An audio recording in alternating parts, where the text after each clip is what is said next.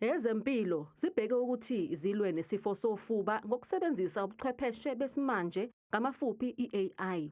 Lokhu kungezinye zezinhlelo zakuleli zokulwa nesifo sofuba njengoba bengu-54,000 ngonyaka abantu ababulawa yilesi sifo. Basically, the AI is working at the background of processing the information of giving you a result of what's happening inside the patient.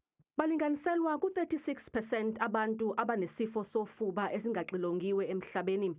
Ongoti bathi bangaphezulu kwezigidi ezintathu abangahlonzwa kusenesikhathi ngenxa yokuthembela ezimpawini zalesi sifo.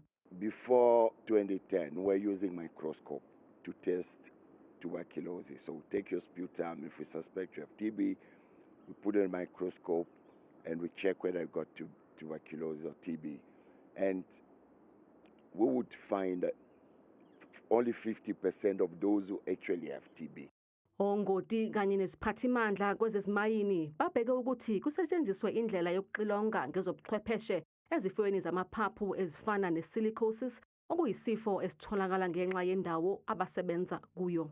This silica, once it gets into your lungs, it causes something called fibrosis, and it's over time. So because it doesn't end there, so it's a continuous inflammatory process. So people actually get this disease maybe 10 years, 20 years, or 30 years, even after leaving the mining industry.